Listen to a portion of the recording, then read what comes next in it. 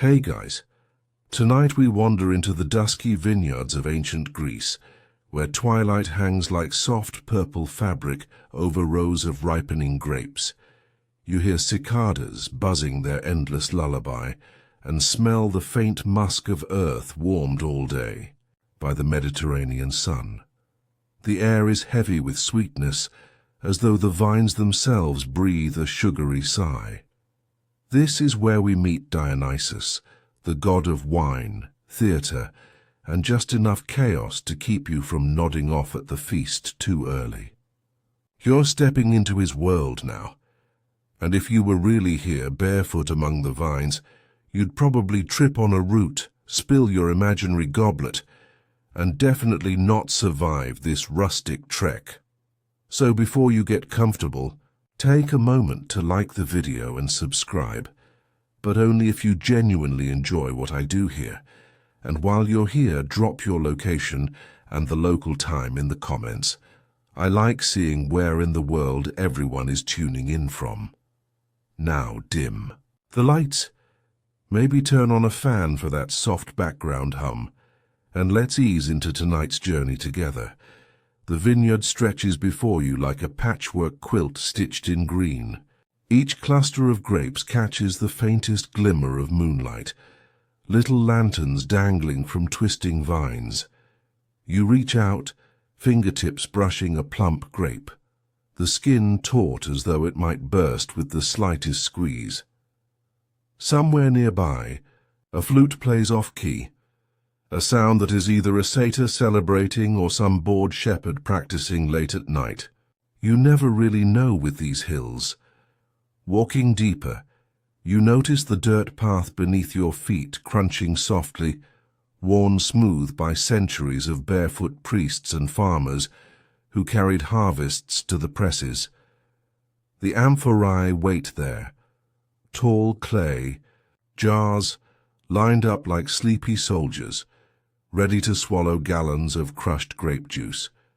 You realize quickly that this isn't just a field, it's a stage set for rituals where wine is less a beverage and more a performance.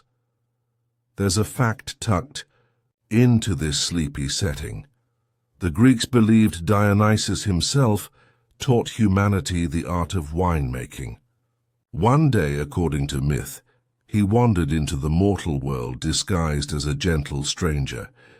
He offered a vine cutting to a kind host, teaching him how to nurture it, prune it, and finally press the fruit into something strong enough to make even a stoic warrior laugh until his helmet fell sideways. Whether the story's true doesn't matter. It's the kind of myth that soaks into the soil, making the vineyard itself feel enchanted. A fringe tidbit swirls up as you look around. The ancient Greeks didn't just drink wine, they watered it down. Imagine being invited to a Dionysian feast, only to find your amphora diluted until it tastes like adult grape juice. They claimed it was civilized, that only barbarians drank their wine straight.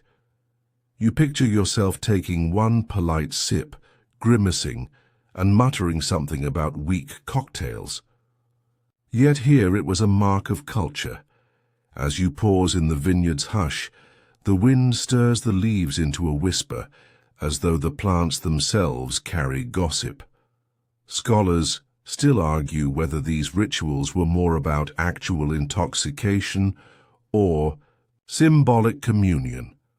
Was the wine meant to get people truly drunk, or was the very act of pouring, tasting, and spilling it the real sacred gesture? No one knows for sure. But the debate is as endless as the rows of vines you now wander through. Somewhere near the tree line, you see the outline of a small altar, stone cracked by centuries of rain, still stained with old libations poured to Dionysus. People once knelt here, pouring wine onto the earth, believing the god would accept it as an offering. You lean closer and notice faint carvings, ivy leaves twisting around a staff, a cluster of grapes scratched into the stone. For a second you almost think you see it shimmer in the dark, a trick of the moonlight or maybe something stranger. You step onward, and the amphorae come into view again, stacked in a little hut by the vineyard. The clay gives off its own earthy scent, like sun-baked pottery after rain. These vessels will carry the night's harvest, heavier than they look, with narrow necks and pointed bottoms designed to slot neatly into the earth or onto ships. A wine glass, if anyone bothered to bring one, wouldn't last 2 minutes out. Here, you picture Dionysus himself walking with you, barefoot, crowned with ivy, robe sliding off one shoulder in that effortlessly chaotic way. He points at the amphorae and gives you a grin that says, "Trust me, these work better." He knows you're skeptical, maybe craving a polished wine glass with a delicate stem, but he gestures at the uneven ground, the donkey braying nearby, the faint clink of tools, and it makes sense. Out here, amphorae are survival, not style. The vineyard quiets again, and you feel the pull of sleep as though the vines themselves drape you in their shadows. Every step along this path is slower, softer, like your body recognizes the ritual isn't meant for action, but for drifting. You picture yourself reclining like a guest at a symposium, eyes half-lidded, cup refilled by some servant you'll never thank properly. The hum of cicadas swells into a lullaby. The grapes overhead seem to glow just a little brighter now, faint halos against the night. Perhaps it's only the wine-sweet air tricking your senses, or perhaps Dionysus, sly god that he is, wants to remind you that sleep and intoxication are cousins, both blurring lines, both easing the mind into places it can't visit while awake. The soil smells rich, almost smoky, like the vineyard itself is fermenting along with the fruit. You pause, listening to the rustle, letting the sounds settle into your chest. In the distance, a donkey brays again, and you almost laugh. It's the ancient version of a car alarm cutting through a perfect night. Joke number 2, courtesy, of the gods' questionable sense of timing. As the moon climbs, you sense how long these vineyards have stood here, quietly producing both feast and myth.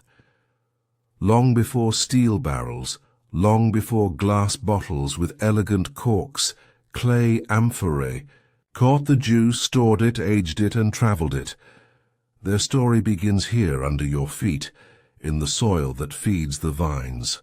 And as you take another step down the path, you feel the first thread of that story begin to tug you deeper into Dionysus's world.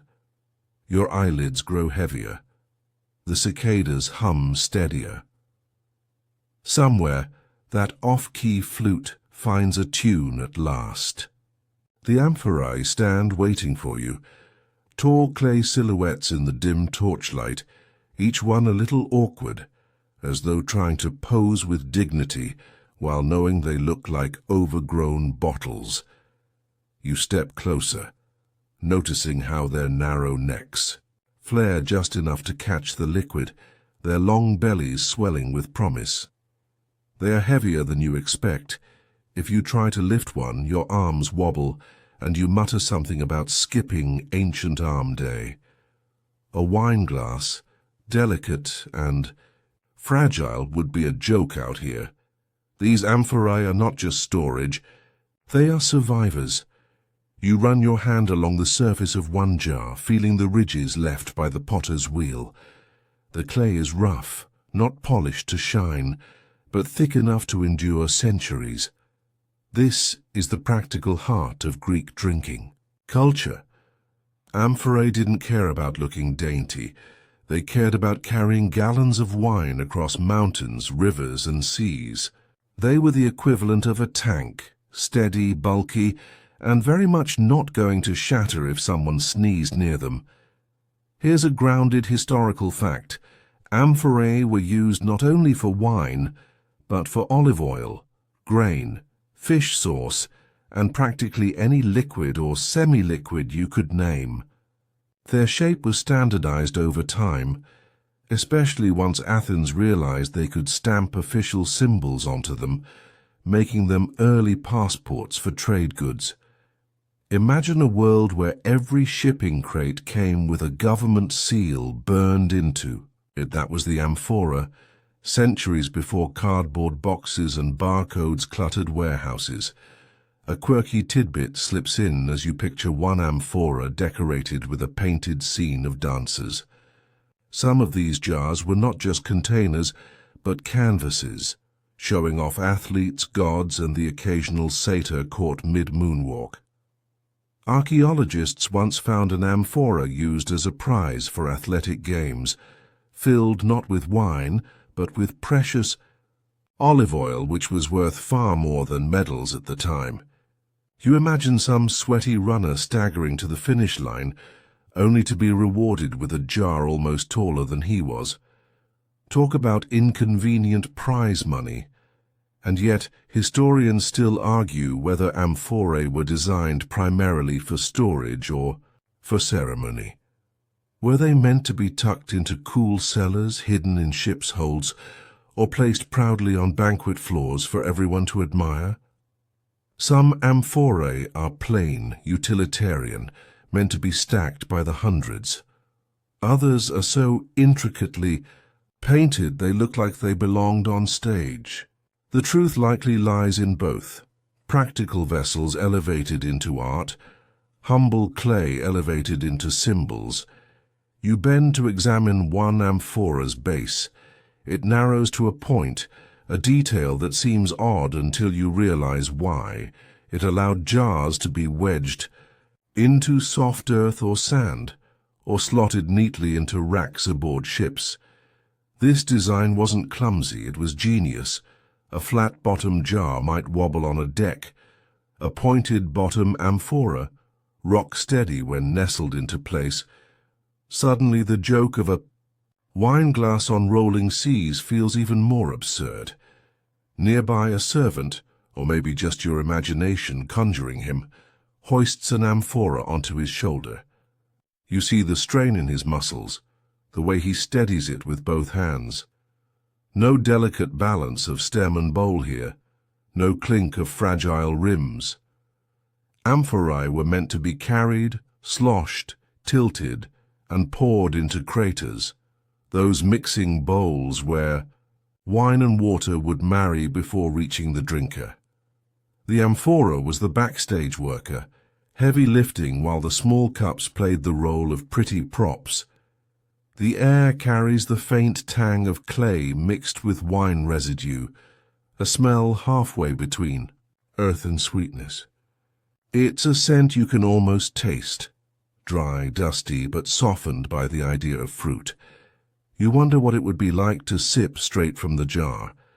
Maybe you'd look cool for half a second before realizing the neck is too narrow, the angle too steep, and you've just poured vintage down your tunic.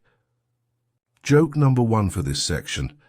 Ancient life offered zero TikTok-worthy drinking tricks. As you stand there, you remember that amphorae outlived the people who made them. Long after a potter's hand had dried into dust, his jar might still sit in someone's cellar or cargo hold. Amphorae had this stubborn immortality. They don't rot, don't rust, don't dissolve easily. The clay, once fired, endures even underwater. That's why divers today still find them scattered across the seafloor, barnacled but intact, as though waiting for a banquet that never arrived.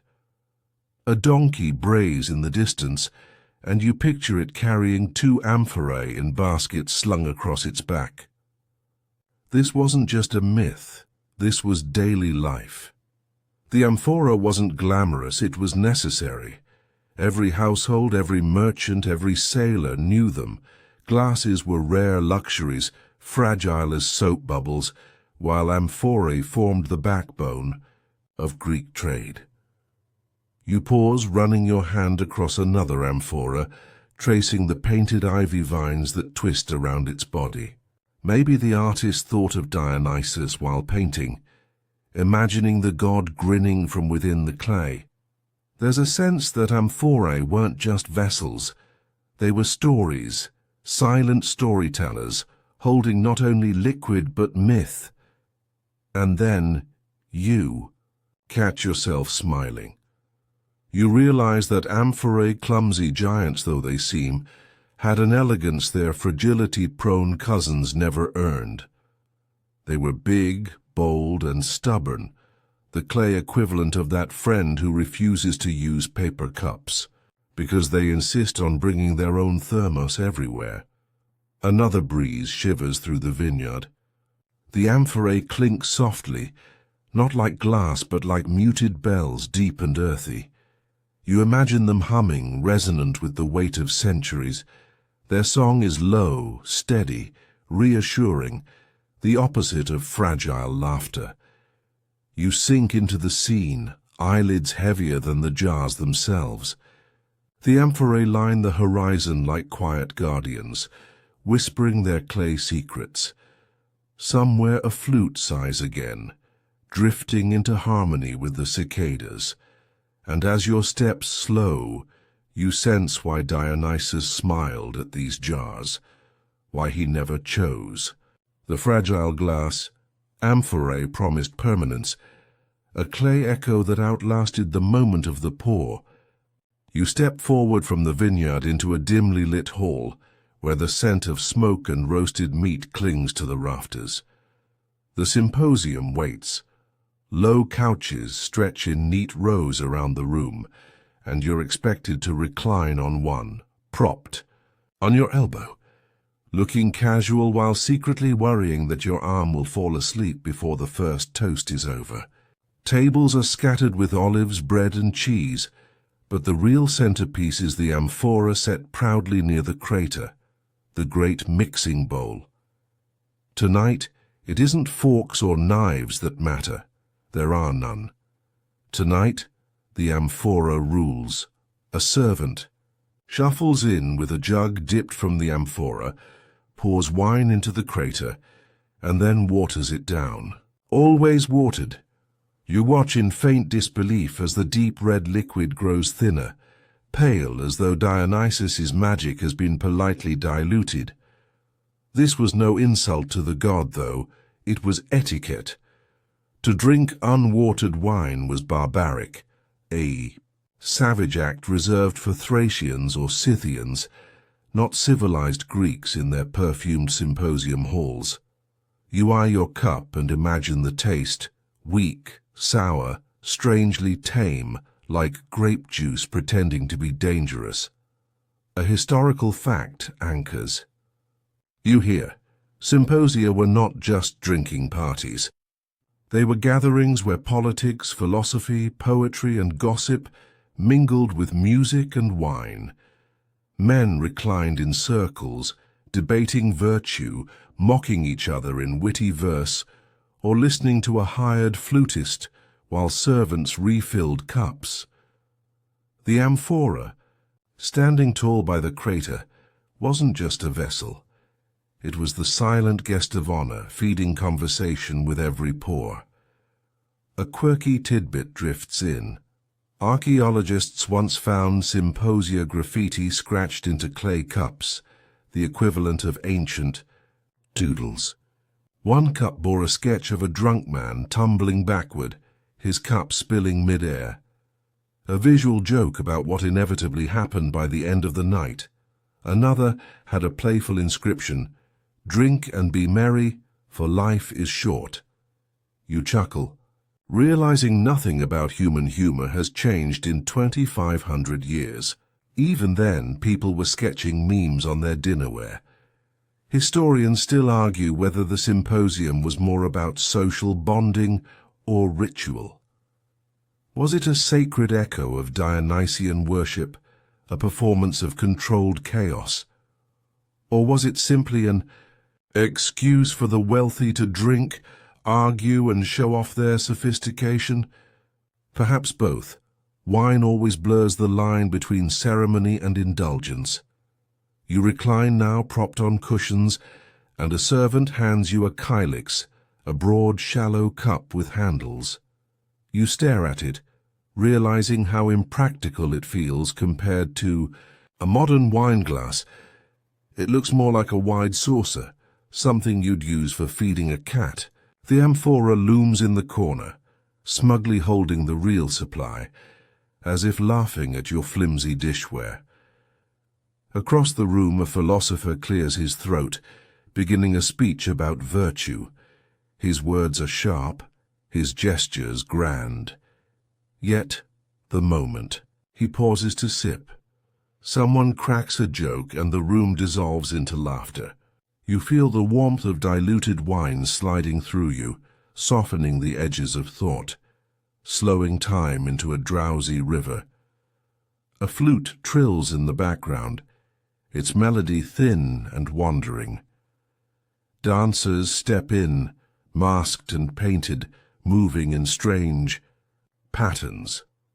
Their movements feel less like entertainment and more like echoes of the myths, each gesture a nod to Dionysus's chaos.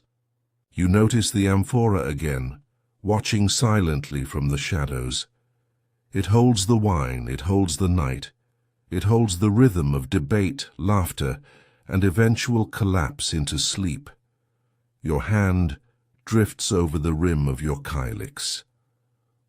The painted figure at the bottom smiles up at you, only revealed as you sip. It's a small trick, a reminder that each drink uncovers a story. Some cups reveal dancing satyrs, others drunken men, others even noble gods pretending not to slouch. It's like the ancient version of novelty mugs, only instead of world's best dad, you get tipsy goat men. Joke number 1 for this section. The symposium grows louder as the amphora empties. You hear the scrape of cups, the murmur of arguments swelling into friendly shouts. Someone challenges another to a drinking contest. Amphorae weren't meant to encourage moderation. They were bottomless invitations. Yet you notice how deliberate the pouring remains. Always from the amphora to the crater, always mixed, always ritualized. Even in chaos, there was order. The firelight flickers across painted amphorae standing like spectators. Their designs glow in orange and black, heroes fighting monsters, gods leaning lazily, dancers caught mid-step. You think about how strange it is that drinking vessels became art, as though every sip was part of a performance. Perhaps that's exactly what it was. Every pour, every spill, every toast, all theatre under Dionysus's gaze. Your eyes wander the room. Philosophers still argue, voices slurring now, some quoting Homer, others babbling nonsense. A servant slips on spilled wine, barely catching the jug before disaster. The amphora stands steady in its corner, unmoved, indifferent, as though saying, "I'll outlast all of you." You can almost hear it chuckle, a deep clay laugh. The night thickens, the air heavy with smoke and song. You recline deeper into your couch, half listening to debates about the soul, half dreaming of vines twining around the ceiling beams. The amphora is never far from thought, its clay body, its endless supply, its silent patience. A glass would have shattered by now. But the amphora remains unbroken, eternal, and as you close your eyes, the symposium hums around you like a lullaby of voices and flutes. Dionysus hovers somewhere unseen, smiling at the jars, proud of their endurance, proud that his myth flows through their clay. You leave the smoky hall of the symposium and step into the dusty dawn of travel, where amphorae wobble on the backs of donkeys.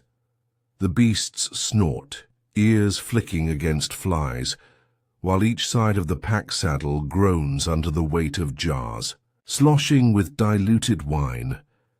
You picture yourself leading one of these animals, sandals scraping the rocky path, praying the jars don't crack before reaching the next town. A wine glass in this scene, It would be absurd, shattered within the first mile, lost somewhere between the hoof prints and goat droppings. The logistics of ancient drinking weren't glamorous. Amphorae were heavy, awkward, and required coordination. To move wine from countryside to city, merchants relied on caravans of donkeys, mules, and the occasional ox cart. Every bump in the road tested the clay. Yet somehow these jars managed. Their pointed bottoms meant they fit snugly into baskets. Their narrow necks kept spillage to a minimum, and their handles made them easier, though not easy to lift. You imagine a harried worker muttering under his breath every time he wrestled one into place. Here's your historical fact for this leg of the journey. Athens relied heavily on imported wine. Despite their love of Dionysus, their own vineyards couldn't supply the city's constant thirst. Amphorae from islands like Chios or Rhodes streamed into the port of Piraeus, each stamped with marks identifying origin and volume. In a way, amphorae became early shipping labels, allowing customs officials to recognize what belonged where. You see them lined up at the docks, clay pyramids of international commerce. But here's the quirky tidbit. Amphorae were sometimes reused in the most unglamorous ways. Once emptied of wine, they might store fish sauce, pickled vegetables, or even human ashes.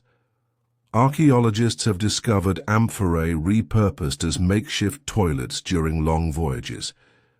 You pause at that thought, suddenly very glad you weren't the sailor assigned to clean them. Joke number one for this section: nothing says bon voyage like realizing your wine container has a second career as portable plumbing.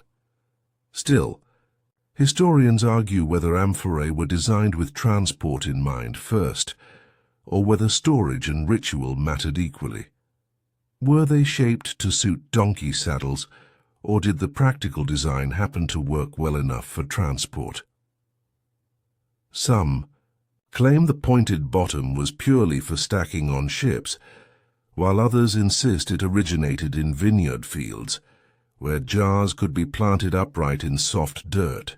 Either way, the design endured for centuries, so clearly someone knew what they were doing. The road winds on, steep and uneven. Dust rises with each hoof step, coating the clay jars until they look like dull grey soldiers trudging uphill. Falimax. Feel the sun pressing down, hear the groans of men guiding the caravan. This wasn't the romantic part of Dionysus's myth. The god might inspire joy, but someone always had to do the grunt work of getting his wine from vineyard to banquet. You picture one amphora slipping from its basket, shattering against a rock. Red liquid spills into the dust, a tragic sacrifice. The donkey brays in protest as though embarrassed by the accident. The merchants curse, scrambling to salvage what they can. You realize then why amphorae were made in such abundance. Breakage was expected. They weren't fragile like glass, but even clay has limits against stone and gravity. The caravan finally reaches a small village where the amphorae are set upright in the shade. Their clay bellies are warm from the journey, their stoppers sealed, with pitch and clay caps. You see one jar tapped, its contents poured into a jug for the local innkeeper. The wine is thin from travel, but the villagers drink it gladly, lifting cups in thanks to Dionysus.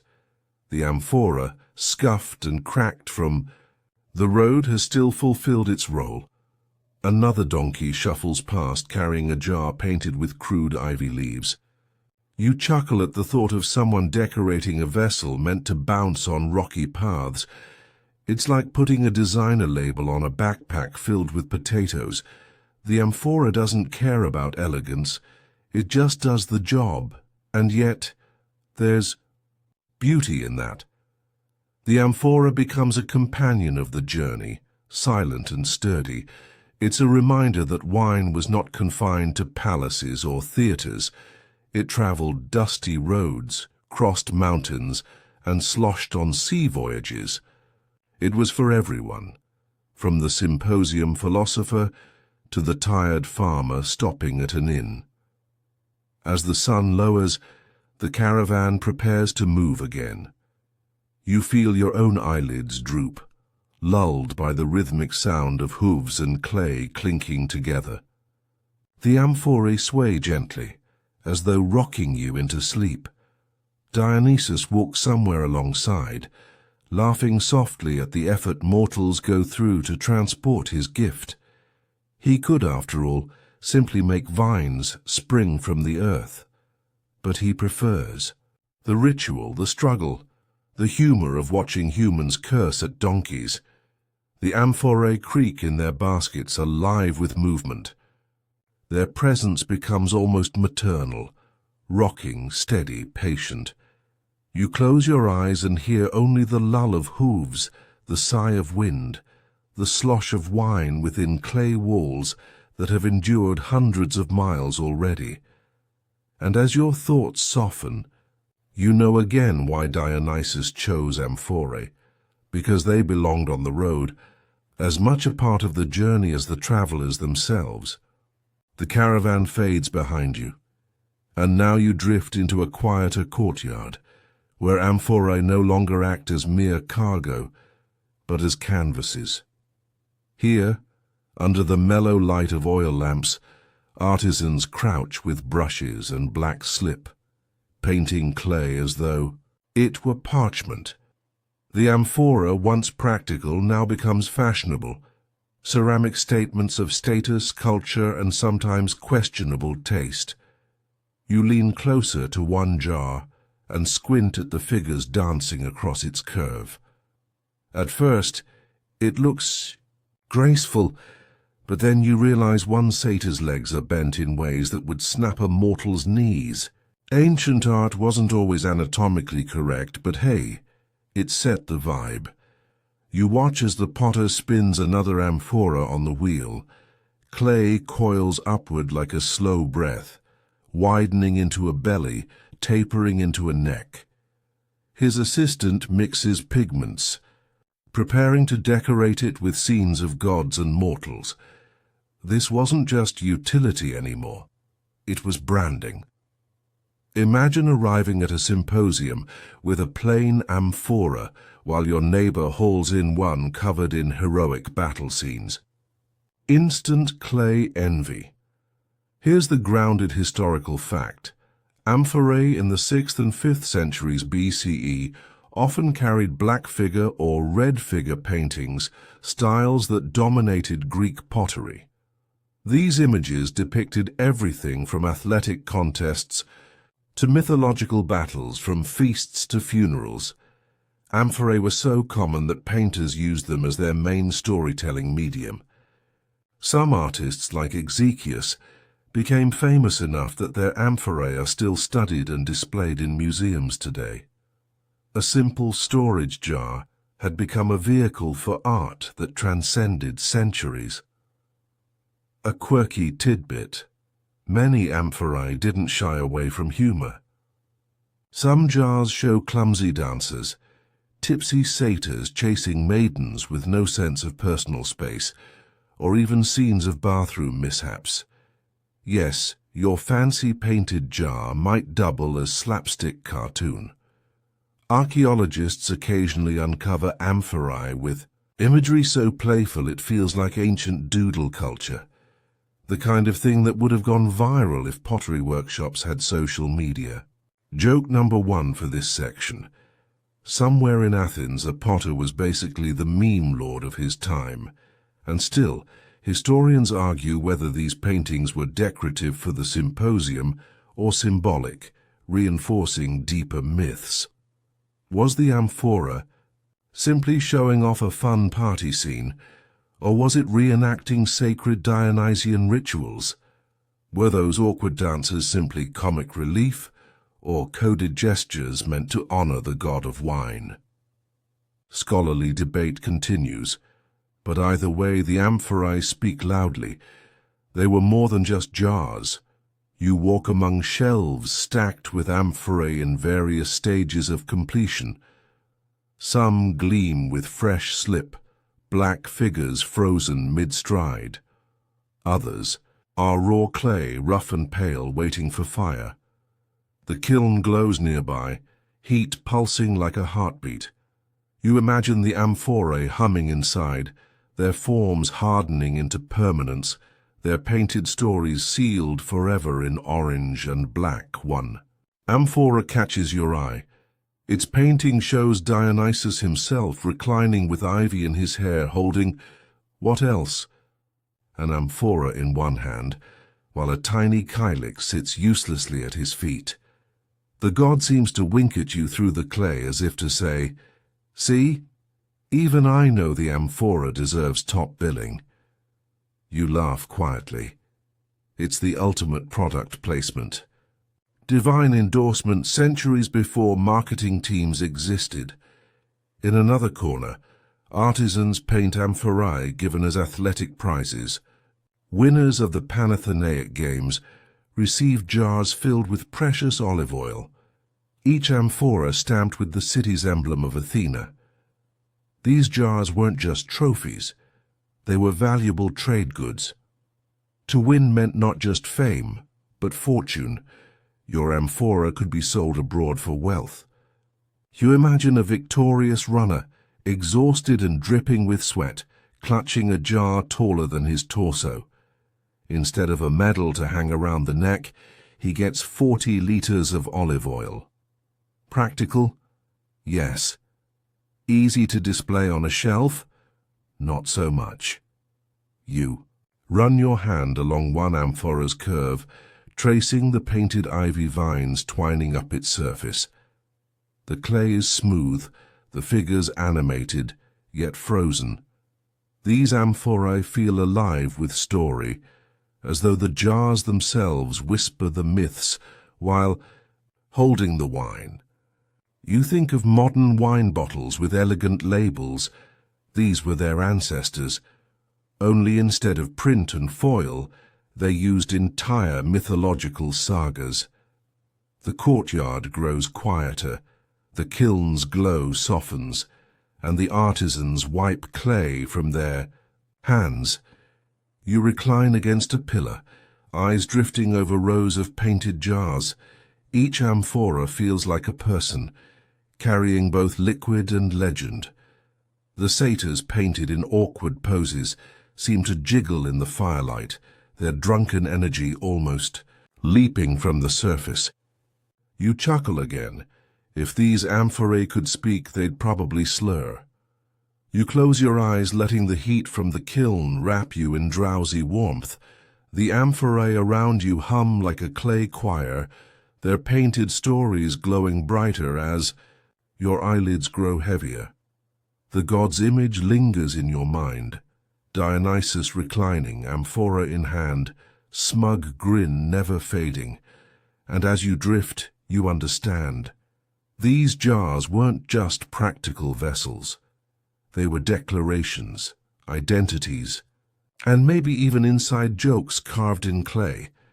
The glow of the kiln fades behind you, and the air sharpens with salt.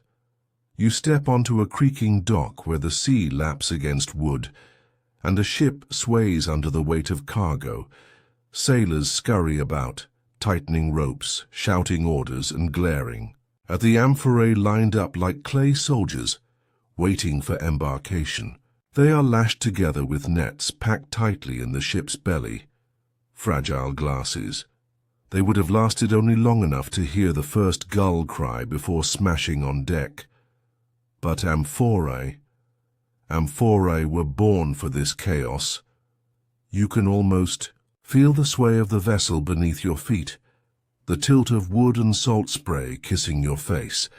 Amphorae were stacked in neat grids below deck, their pointed bottoms slotted into sand or racks. Row upon row of clay bodies nestled together, creating a honeycomb of storage. They didn't just travel, they transformed ships into floating wine cellars. You imagine the smell, damp wood, brine, and the faintly sour sweetness of wine seeping through clay. Here's a historical fact. Amphorae were the standard shipping container of the ancient Mediterranean. Every Greek, Phoenician, and Roman ship relied on them to carry not just wine, but oil, grain, and even exotic goods like perfumes. Archaeologists have found entire wrecks with thousands of amphorae still intact, stacked so tightly they barely shifted even when the ship sank. Each jar was both vessel and time capsule, preserving the evidence of ancient trade routes. A quirky tidbit floats up. Some amphorae carried so much value that sailors and pirates alike knew them by shape. Amphorae from Chios, famous for its wine, had a distinct design, taller, slimmer, branded by the island's reputation. Pirates targeted these shipments the way modern thieves eye trucks carrying luxury goods. Imagine being on a pirate crew. That bypasses gold to grab clay jars of booze. Joke number one for this section: even pirates apparently preferred a fine vintage to treasure chests. Historians still argue whether sailors drank from the amphorae they carried or guarded them like sacred cargo. Some accounts suggest ships held reserves for the crew, rationed, watered down, and hardly celebratory. Others believe sailors swiped sips when they could, secretly sampling before unloading the jars at port. The truth? Probably both. After all, who could resist a little theft when traveling for months with the god of wine stowed in clay? You picture Dionysus himself stepping onto a ship disguised as a mortal.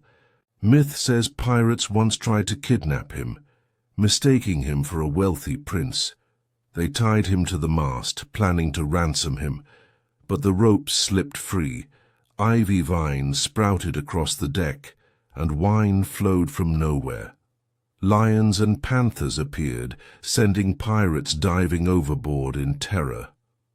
The god laughed, sailing onward with his amphorae, reminding mortals not to mistake him for anything but divine. The amphorae shift gently with the ship's movement.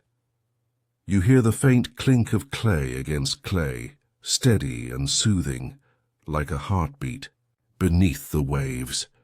The sailors chant as they haul the sails, their voices blending with gull cries overhead.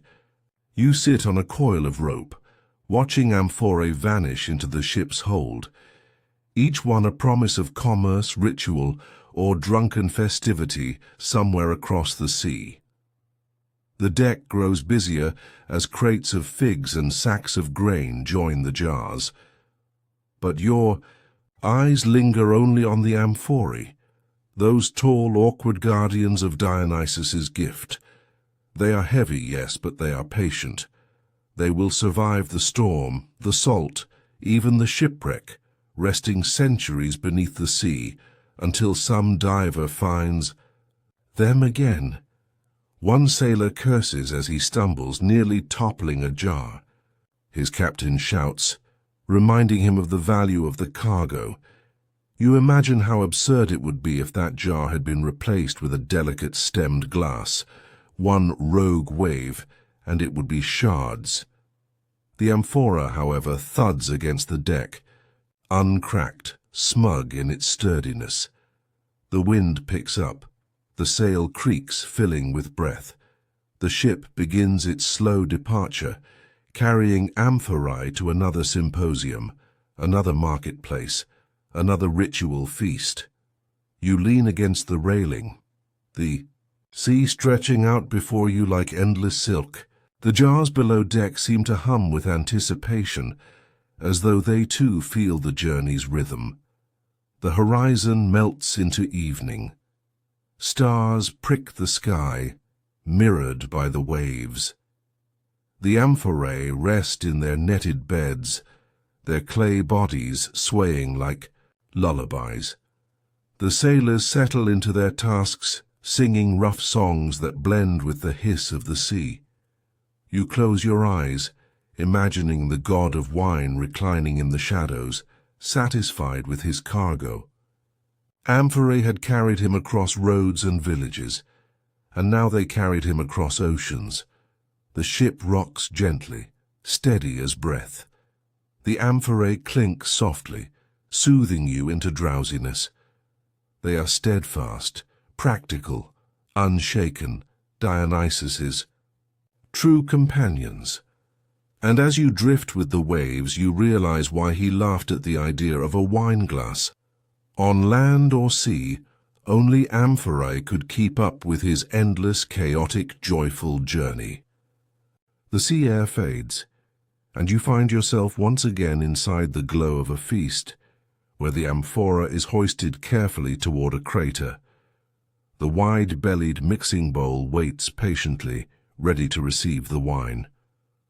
A servant tilts the amphora with surprising grace, letting the liquid slip down its neck like a steady ribbon of red. There's no splash, no wasted drop, just smooth control. You realize suddenly how ridiculous it would be to try this with a delicate wine glass. One wobble, one misjudged tilt, and the floor would be wearing more wine than the guests. The symposium. Hall is alive again.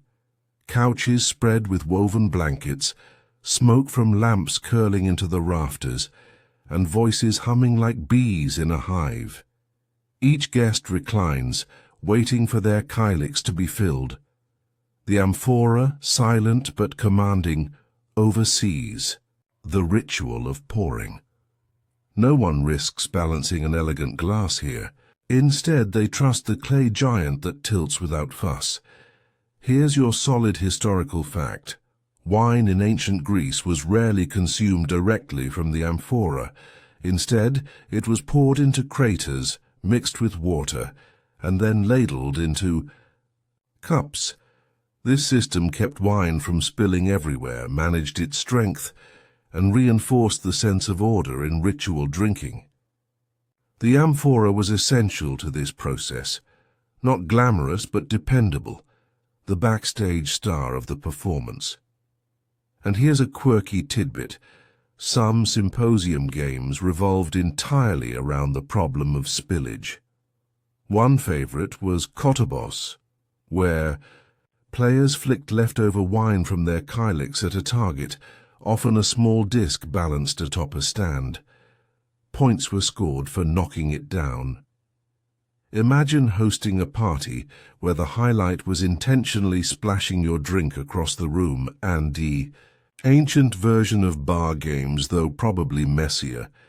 Joke number one for this section. You'd better hope the host had a mop and forgiving neighbors.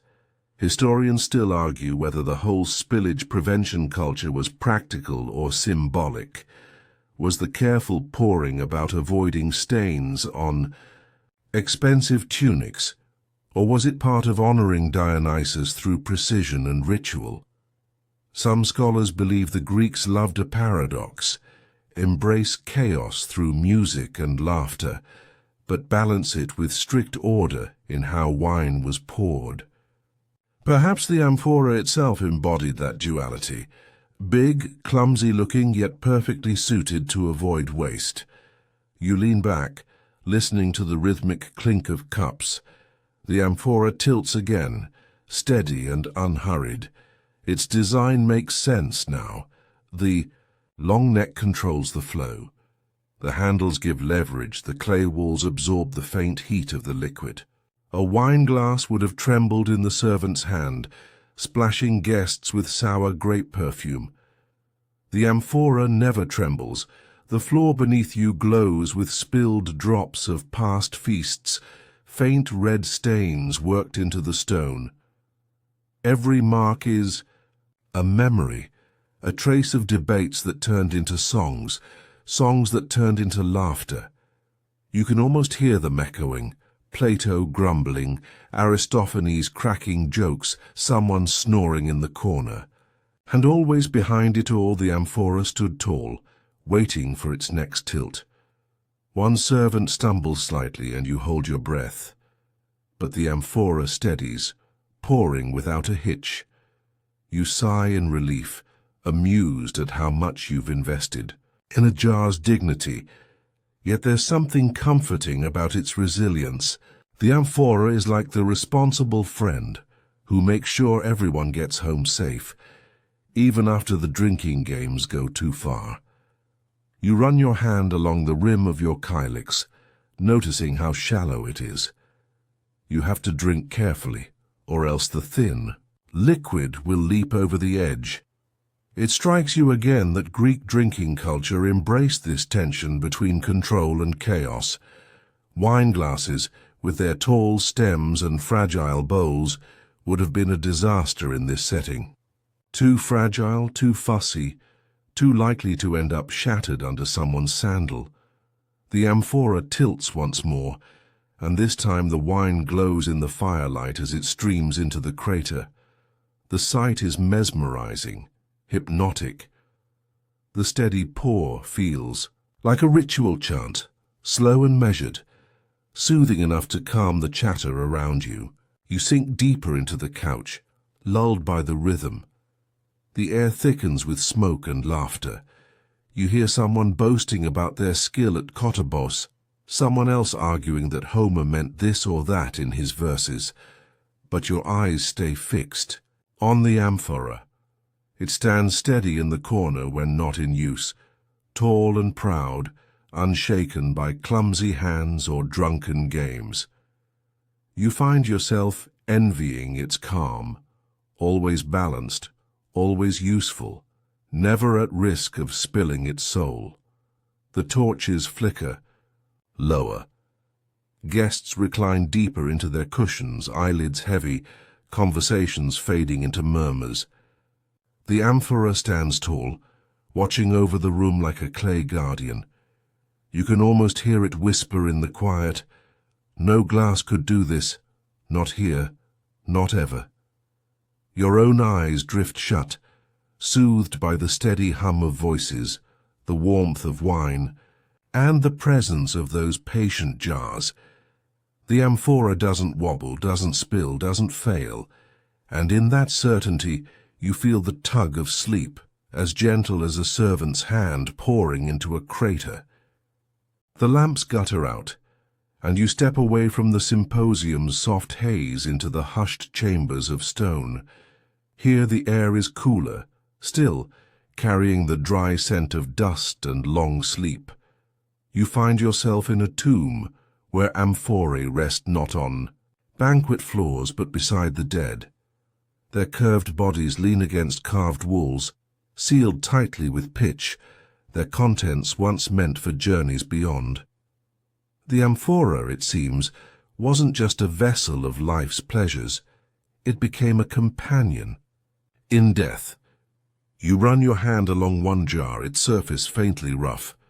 It has survived centuries untouched, while the bones beside it have grown fragile as spiderwebs. Wine jars in tombs were not for drinking anymore. They symbolized plenty, abundance, a way of ensuring that the departed carried Dionysus's gift into the shadows. Amphorae here were props of immortality. Here's a grounded historical fact. Amphorae have been found in Greek and Etruscan burial sites, sometimes filled with offerings like wine, oil, or even grain.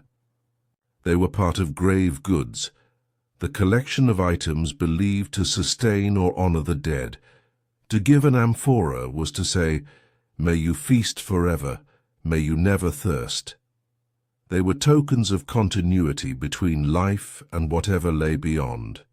But then the quirky detail. In some burials, amphorae were cut open and used as coffins for infants or small children. Archaeologists have uncovered tiny skeletons cradled within clay vessels, their curves turned into a protective shell.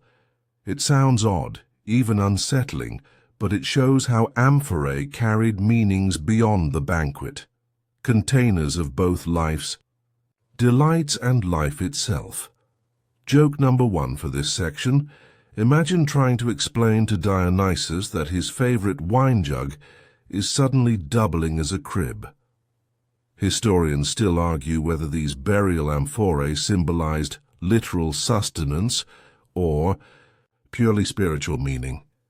Were they meant to be used by the soul in some afterlife banquet, or were they simply metaphors, representing eternal abundance?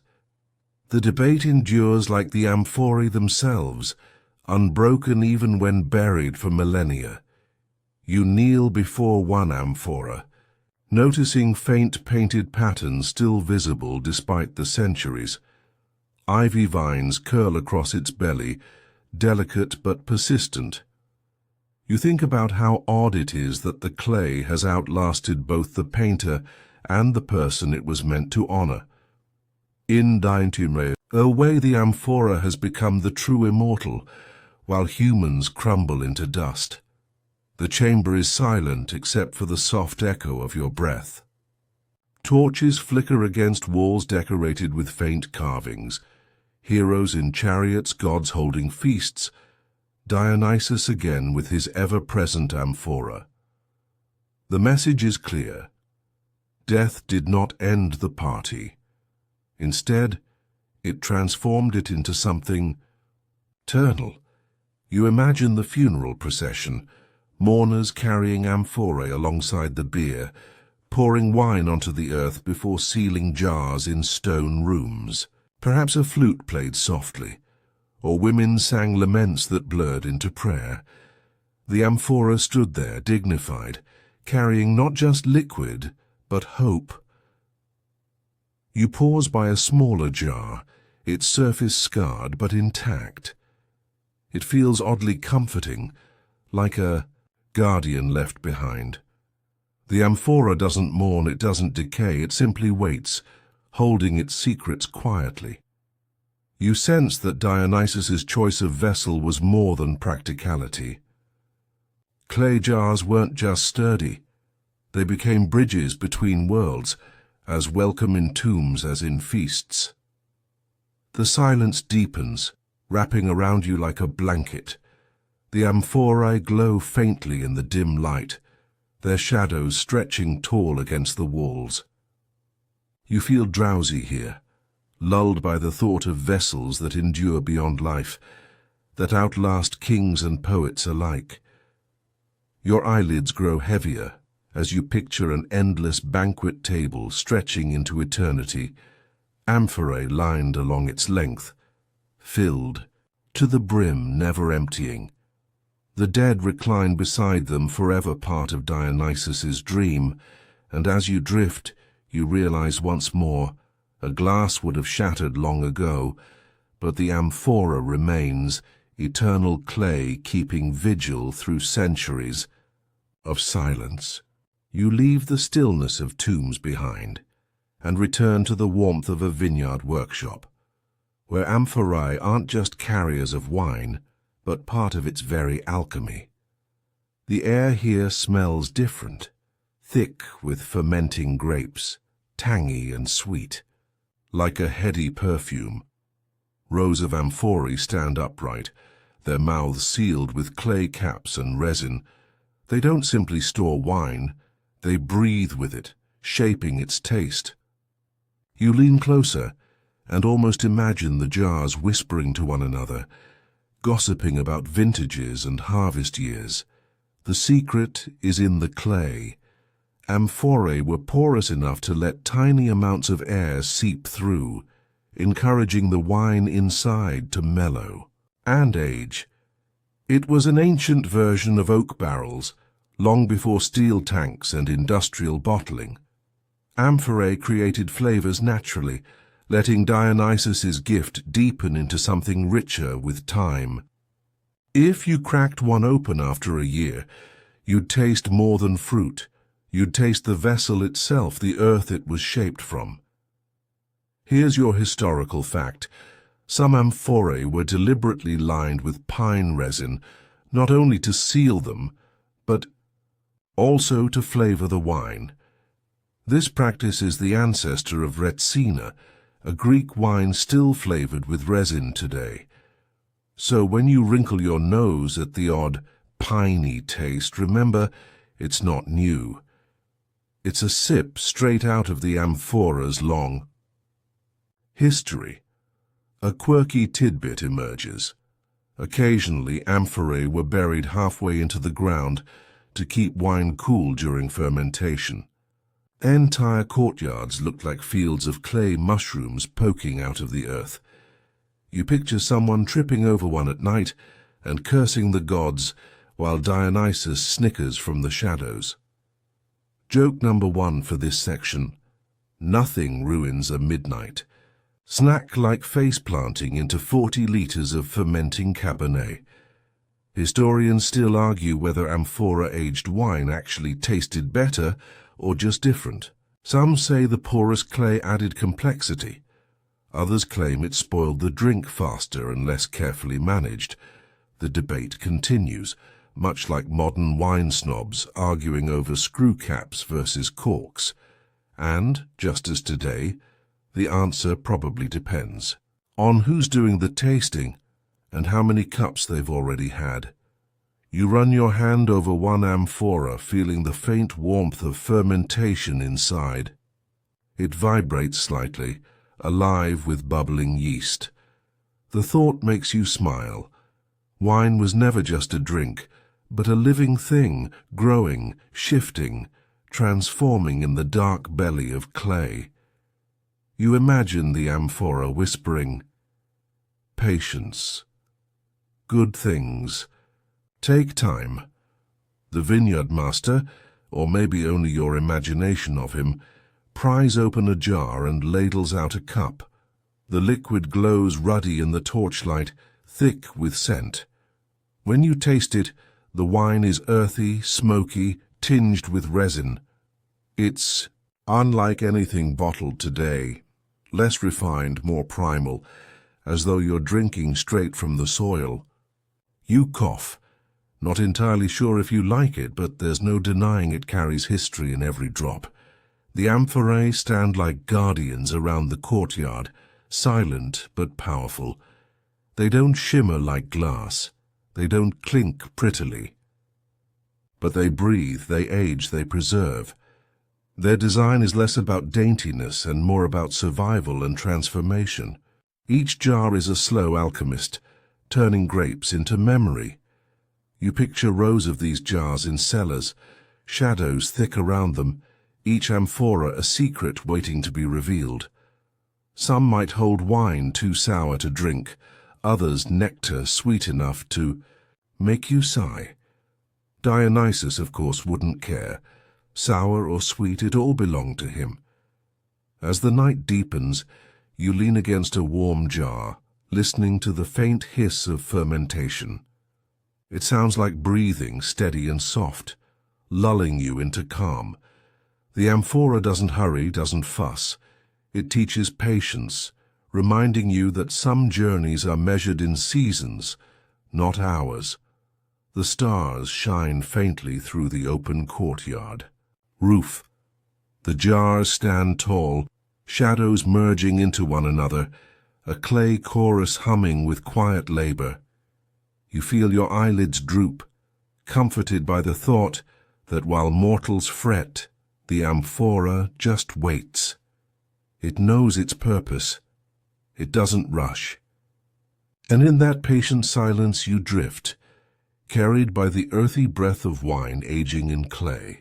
The vineyard workshop fades, and you wander into a crowded street pulsing with drums, laughter, and the stomp of sandaled feet. It is festival time. Ivy wreaths dangle from doorways, flutes trill wildly, and everywhere you look, amphorae loom, like oversized guests of honor. They are being rolled, hauled, and tipped into craters set up in public squares, feeding a tide of wine that sloshes into shallow cups. The line between order and chaos wobbles precariously, and Dionysus presides. Over it all with a smirk. You can almost feel the press of bodies around you, the heat of torches, the thrum of drums pounding in rhythm with your heart. Wine splashes onto dusty stone, and the air is thick with the smell of crushed grapes, smoke, and sweat. The amphorae stand steady, their long necks tilted as servants pour steadily into bowl after bowl. The crowd roars when the first toast rises, cups clashing in clumsy unison. This isn't a neat dinner party. It's frenzy disguised as ritual. Here's your historical fact. Dionysian festivals, like the city Dionysia in Athens, weren't just about drinking. They were public celebrations of theatre, music, and religious devotion. Amphorae of wine fueled the atmosphere, blurring the line between sacred ritual and communal chaos. Plays by Sophocles and Euripides debuted at these festivals, staged before audiences already softened by cups of diluted wine. The amphora, hidden backstage or standing tall in public squares, was the silent co-director of the performance. A quirky tidbit emerges. Some smaller village festivals included competitions for who could drink the most without collapsing, with Amphorae acting as the ultimate measure. Imagine a judge solemnly declaring, 3 amphorae and still standing. You picture yourself tapping out halfway through the first jar and muttering that even Dionysus might need a nap. Joke number 1 for this section. Ancient drinking contests were the original Olympics, only sweatier, messier, and far less medal-friendly. Historians still argue whether these festivals were genuine religious rites or carefully disguised excuses for mass indulgence. Were worshippers truly communing with the god, or just enjoying socially sanctioned revelry? The Amphorae, impartial and patient, didn't care. They poured either way, feeding both faith and folly. As the night surges on, you watch dancers spill into the streets, ivy crowns slipping sideways, robes tied loosely enough to flap like sails. The amphorae are tipped again and again, wine rushing into craters like rivers feeding the sea. The crowd sways, singing in uneven choruses, half prayer, half drunken bawl. You imagine Dionysus weaving through the crowd, disguised as a mortal yet unmistakable, ivy in his hair, eyes glinting with mischief. He touches an amphora, and the jar seems to shiver with delight, as if recognizing its god. You sense how perfectly matched they are, the god of wildness and the vessel of steadiness. Together they create balance, holding chaos just tightly enough to keep it from spilling into ruin. The torches smoke, the stars blur overhead, and the air thrums with abandon. Someone collapses in laughter, another begins to sing badly, while the amphora keeps pouring steady as ever. Its clay belly seems infinite, never running dry. You picture it as a bottomless vessel, a mythical fountain of wine, quietly amused at mortals thinking they can never finish it. Your steps slow as the drums pound louder, the festival swallowing you whole. A woman nearby pours a libation onto the earth, a small gesture of gratitude reminding you that even in chaos, the ritual remains sacred. The amphora standing tall embodies that paradox, fuel for revelry, symbol of devotion. The night grows thicker, the torches flicker low, but the laughter doesn't fade. You recline against a wall, head heavy, eyes drooping. Amphorae surround. You silhouettes against firelight, their clay bodies glowing faintly orange. They hum with purpose as though whispering, "We carry frenzy, but we also carry peace." The drums slow, the crowd blurs into a lull of song. You breathe in the warm air, sticky with wine and smoke, and feel your body soften. Somewhere Dionysus raises his hand in blessing, or maybe just in mischief.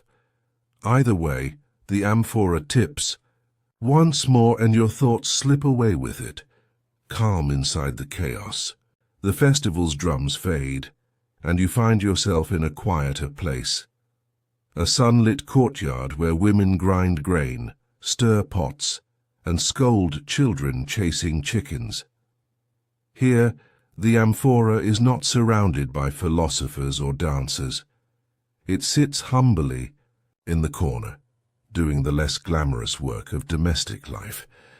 You notice one jar filled not with wine but with golden olive oil, its surface gleaming like liquid sunlight. Another amphora nearby smells faintly of pickled fish, less divine and far more pungent. You realize now that amphora weren't just Dionysus's chosen companions, they were the backbone of daily survival. Housewives stored oil, grain, water, and preserved foods in them. You picture a woman lifting a ladle, dipping into an amphora of oil, and sighing at how heavy the thing is. She probably mutters something about her husband buying another jar when this one isn't even finished. Wine was glamorous, but amphorae were the clay refrigerators of their age. Here's your historical fact. Amphorae were so central to Greek households that they even influenced architecture. Storage rooms in houses were designed with pits in the floor to hold their pointed bases, keeping them upright and stable. A kitchen without amphorae was unthinkable, much like a modern kitchen without cupboards or a fridge. These jars weren't just useful, they dictated how homes were built. Now for the quirky tidbit. Archaeologists once found amphorae reused as beehives. The hollow clay body was perfect for bees to build honeycombs inside. Imagine an unsuspecting person trying to retrieve olive oil, only to find a buzzing surprise instead. Joke number 1 for this section. Talk about a sticky situation. Ancient multitasking taken just a little too far. Historians still argue whether the amphora's domestic role diminished its sacred prestige. Was it less divine because it held olive oil instead of wine? Or did its versatility make it more sacred, connecting every part of daily life to the gods? Some suggest the amphora became a quiet bridge between the sacred and mundane, equally at home in temples and kitchens. Walk through the courtyard, noticing jars lined up against the walls, each sealed with clay caps. The air is thick with household smells, bread baking, olives brining, and faint smoke from the hearth. The amphorae aren't glamorous here, but they are indispensable. Without them, there would be no stored grain for winter, no oil for cooking, or lamps, no wine for feasts. A child runs past and smacks the side of one amphora, giggling at the hollow thud it makes. You imagine generations of children doing the same, the amphora doubling as an accidental drum. Perhaps Dionysus himself would laugh at the thought, his chosen vessel serving as a toy in some bustling household. You pause before one amphora that smells faintly of resin and herbs. Perhaps it once carried wine, but now it holds medicinal concoctions. Ancient households didn't waste. Jars were reused until they cracked or crumbled. Even then, fragments found new life as building material or drain covers. Clay never truly retired, it just shifted jobs. The sun warms the courtyard, shadows stretching lazily. Women lean on amphorae as they chat, their voices soft and steady. The jars are so much part of the background that no one notices them, yet they watch silently, their clay bodies as patient as ever. You feel a strange fondness for them here, stripped of grandeur, just clay companions of everyday survival. The air quiets. You imagine the amphora whispering, "I am not only for gods and feasts, I am for mothers, for children, for daily bread." Its voice feels steady, practical, almost maternal. It reminds you that divinity often hides in ordinary work. Your eyelids grow heavy again. The hum of household chatter, the warm scent of baking bread, and the steady presence of amphorae lull you. They are no longer just symbols of revelry. They are guardians of home, keeping life steady day by day. You close your eyes, comforted by their unassuming constancy, drifting into the quiet rhythm of clay and hearth. The chatter of the courtyard fades, and you step into a quieter workshop where glass shards glitter faintly on a wooden bench. For a moment, you imagine lifting a delicate wine glass, holding it to the light, watching it sparkle like frozen water. But here in ancient Greece, that sparkle is rare, almost mythical. Glass-blowing, the art that would one day give us stemware, is still clumsy, still crawling. The amphora doesn't just dominate because it's practical, it rules because it's... Competition hasn't learned to stand on 2 feet. You crouch by a craftsman's bench, watching him melt bits of glass in a small furnace. He shapes them clumsily, producing thick, uneven vessels, beautiful in their own way, but fragile, expensive, and far too precious to pass around at a raucous symposium. A kylix might spill, but at least it survives being dropped once or twice. A glass cup here? Drop it once, and the god of wine himself might roll his eyes. Here's your grounded historical fact. True glass-blowing didn't arrive in the Mediterranean until the late Hellenistic period, around the 1st century BCE. Before that, the Greeks could shape glass by casting or molding, but the results were heavy, small, and impractical for large-scale drinking. By the time glass became common, Amphorae had already reigned for centuries, shaping every aspect of wine culture. A quirky tidbit bubbles up. The earliest Greek glass vessels were often so tiny they held perfumes or ointments, not wine. Imagine trying to pour from a vial no bigger than your thumb into a crater, meant to serve dozens. It would be like trying to fill a swimming pool with eyedroppers. Joke number 1 for this section. Hang on, guys, my glass bottle only holds a teaspoon. Give me 3 hours and we'll all have a sip. Historians still argue whether Greeks ignored glass because it was impractical or simply because clay was so abundant and versatile.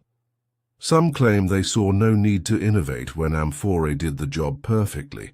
Others argue the artistry of pottery was so culturally ingrained that glass felt foreign, even suspicious. Whatever the reason, amphorae remained the vessels of choice while glass glittered quietly in the margins. You run your hand along an unfinished amphora nearby, its clay surface still soft. Compare it to the fragile glass cup on the table, and the difference is obvious. The amphora promises endurance, while the glass whispers fragility. The amphora is communal, built for storage, transport, and feasting. The glass is intimate, fragile, almost secretive. You can see why Dionysus raised clay in triumph, while glass never made it past the curtain call. The furnace hisses. A craftsman pulls another blob of glass, shaping it awkwardly. The result looks more like a lopsided paperweight than a drinking vessel. He shrugs, drops it into a bucket of water, and goes back to molding clay instead. Clay is reliable. Clay doesn't fuss. Clay amphorae may be heavy and plain, but they never fail their god. You wander to the back of the workshop where finished amphorae are stacked in rows, their bellies painted with ivy leaves and dancing figures. They look smug in the firelight. As though mocking the fragile experiments on the bench, you imagine one amphora saying to another, "Glass? Cute. Let's see it carry 40 liters over a mountain." The air thickens with heat, making you drowsy. You recline on a bench, listening to the hiss of the furnace and the steady hum of clay hardening in the kiln. The amphorae stand tall in the shadows, their shapes familiar, comforting, eternal. They whisper again. We are the vessels of gods and mortals alike. Glass will come and go, but clay remains. Your eyelids grow heavier as the workshop blurs. The amphorae loom larger, their shadows like protective walls. The fragile glass on the table gleams faintly, but already feels forgotten. You drift into half-sleep, hearing only the amphora's steady promise, practical, unbroken, chosen forever by Dionysus himself. The glow of the glass furnace fades, and you step into a marble atrium where the air hums with Latin. The amphorae are still here, but now they wear a Roman accent. Their bellies, once painted with black figure heroes, now carry stamps, handles inscribed with marks of provinces and emperors. You've crossed into Rome, where amphorae migrate from Greek vineyards into imperial banquets, still carrying wine, but also carrying the weight of empire. The scene is different. Romans recline on couches arranged around broad tables, their togas pooled like heavy curtains. Slaves scurry with ladles, pouring wine from amphorae into large mixing bowls, but here the tone shifts. Rome, unlike Greece, begins to flirt more openly with glassware. Wealthy diners lift goblets that glitter faintly in the lamplight, showing off the new artistry of glass blowing. The amphorae are still essential, but in Rome, they must share the stage with sparkling rivals. Here's your historical fact. Roman. Amphorae became standardized in size and shape for trade. One famous type, the Dressel 20, carried olive oil from Spain across the Mediterranean, stamped with official seals. Amphorae weren't just containers. They were data, tracking taxes, and trade. Roman shipping yards piled amphorae into mountains, so many that one artificial hill in Rome, Monte Testaccio, is literally made of broken amphorae fragments, a clay landfill that still exists today. The quirky tidbit? Romans loved to boast about their wine, and certain amphorae were as coveted as brand names. A jar stamped with Falernian wine was like flashing a vintage Chateau Margaux at dinner. Some writers even complained about counterfeit stamps. Yes, ancient wine fraud was a thing. Joke number one for this section: imagine a Roman sommelier sniffing suspiciously at a cup and declaring, "This tastes more like backyard vineyard than Falernian. Send it back." Historians still argue whether amphorae in Rome were more about practicality or prestige. Did the stamps and inscriptions elevate them into luxury symbols, or were they just bureaucratic necessities? Some say the Romans turned amphorae into a mix of both, paperwork carved in clay, but also a chance to brag at the dinner table. You picture a Roman banquet in full swing. The amphorae stand tall at the edges of the room, feeding wine into goblets. Now, the guests raise their glass cups, delicate and transparent, glittering in lamplight. Yet the amphorae don't sulk. They know their role hasn't diminished. Without them, no goblet would be filled, no feast sustained. Glass may sparkle, but clay still carries the weight. At one corner of the atrium, a servant rolls in a jar nearly, as tall as he is. It takes two more men to steady it as they tilt, pouring wine into the bowl. The liquid glows red as it swirls, a river of Dionysus flowing into Roman mouths. The amphora, stamped and standardized, doesn't complain. It has adapted, traded, multiplied across provinces. In Greece it was art, in Rome it is empire. You walk past piles of empty jars stacked outside the villa. Their fragments crunch underfoot, sharp and stubborn. You imagine the hill of Monte Testaccio growing silently with every broken jar, layer upon layer of clay history, a silent monument to the amphora's role in empire. The thought is strangely comforting. Even discarded amphorae, Still built something permanent. Inside, laughter swells. A Roman poet declaims verses. A senator brags about his estates. Someone snores softly in the corner. Amphorae stand silent, their shadows long in the lamplight.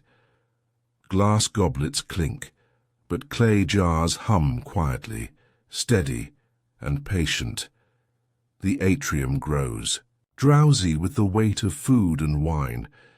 You recline on a cushion, eyelids heavy, listening to the faint hum of amphorae whispering through centuries.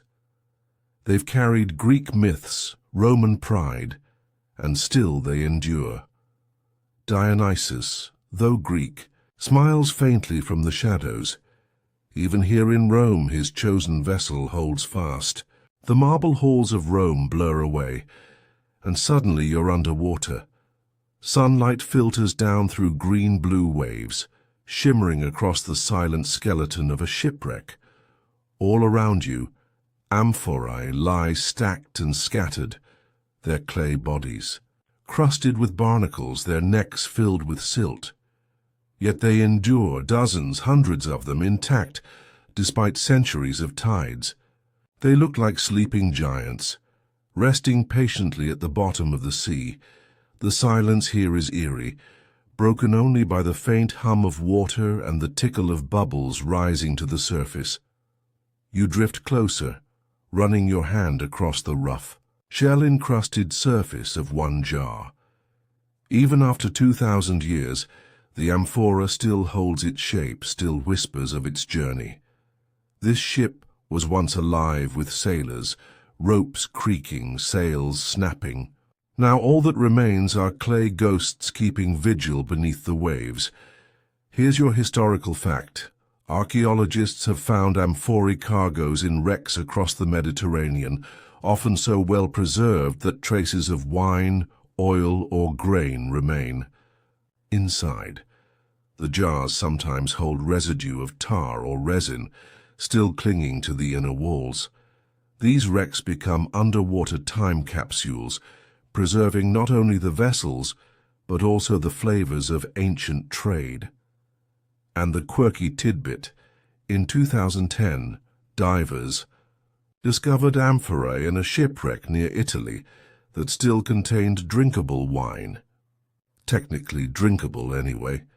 The liquid had turned into a salty, vinegary sludge. Experts warned against tasting it, but of course a few adventurous souls did. One described it as like sipping seawater mixed with salad dressing. Joke number one for this section: congratulations, you just paid a fortune at auction to gag on ancient vinaigrette. Historians still argue whether these amphorae were lost to storms, piracy, or simply human error. Was the cargo sunk by Poseidon's wrath, or by a sailor nodding off on watch? Each wreck leaves behind questions as murky as the seafloor itself. You float deeper, weaving among amphorae piled like honeycombs in the ship's hold. Some are still upright, sealed tight with resin caps, their pointed bottoms wedged in sand. Others lie toppled, their necks broken, their contents long since devoured by fish and seawater. The sight is strangely beautiful. Rows of jars glowing faintly in filtered sunlight, a chorus of clay still singing beneath the ocean. You imagine the ship sailing centuries ago, the deck alive with chatter, the amphorae lashed tight, destined for a bustling port. Perhaps they carried Chian wine bound for a Roman villa, or olive oil meant for soldiers' rations. Each amphora was a promise, a story interrupted by the sea. Yet in sinking, they achieved a different immortality, preserved, untouched, waiting quietly for divers to rediscover them. The seafloor feels peaceful. Schools of fish dart between handles, turning amphorae into coral homes. Octopuses curl inside broken necks, claiming them as dens. Nature has adopted the jars, weaving them into its underwater architecture. The Amphorae don't resist. They simply endure, becoming part of the sea's rhythm. You rest against one amphora, its surface rough with centuries of coral growth. The jar feels warm, even here in the cold, as though still humming with the memory of wine.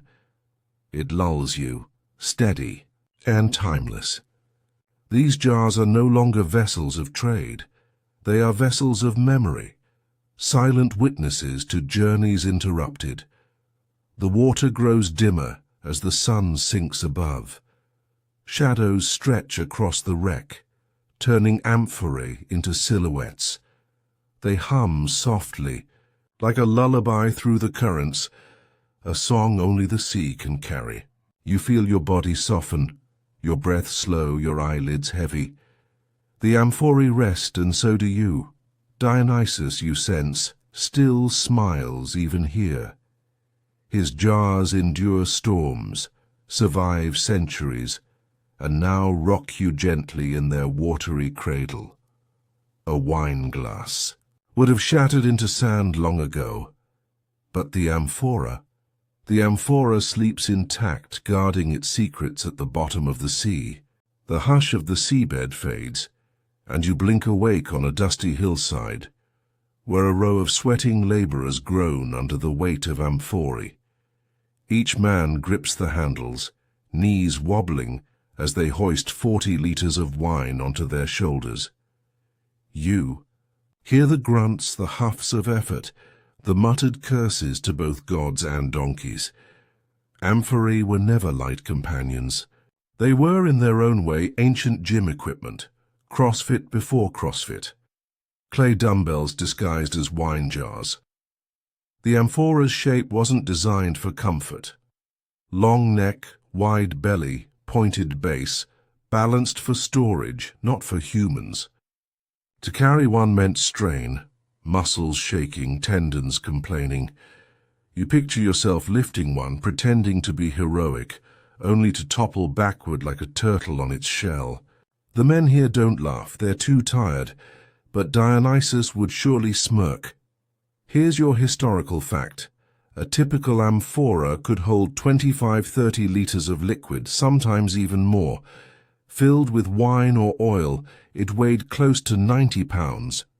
Moving a shipload of them required immense labor, and dock workers developed systems of pulleys, levers, and teamwork to manage. These jars were as much physical burdens as they were economic lifelines, and the quirky tidbit, athletes in training, sometimes practiced with amphorae filled with sand or water, lifting them as makeshift weights. Ancient sculptures even show figures holding amphorae aloft like trophies of strength. Imagine bragging at the gym, "I benched 3 amphorae today." Joke number 1 for this section. Suddenly, your kettlebell class feels suspiciously underwhelming. Historians still argue whether amphora handling shaped the very bodies of ancient workers. Did long years of hauling create specific physiques, thicker shoulders, bowed backs? Skeletal evidence suggests many laborers bore the imprint of amphorae in their bones. Even in archaeology, the jars leave their mark. You watch as 2 men balance, an amphora between them, a wooden pole slotted through the handles. They trudge slowly uphill, sweat dripping, sandals slipping on dust. Each step feels like a battle, but the amphora never complains. Its clay belly hums with indifference, as though saying, "I will be carried one way or another."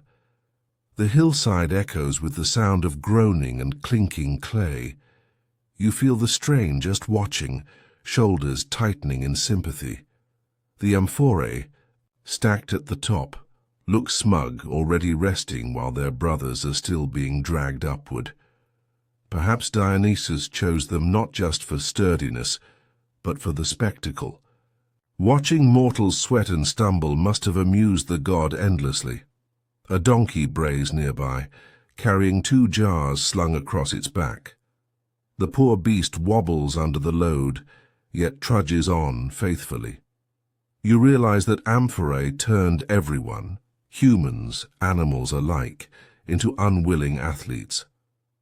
Even those who never competed in games still train daily with jars of clay. The sun beats down, heat shimmering on stone. Workers wipe their brows, take gulps from smaller jugs, then return to the endless hauling. You imagine the dull ache in their arms, the way their backs will throb tonight.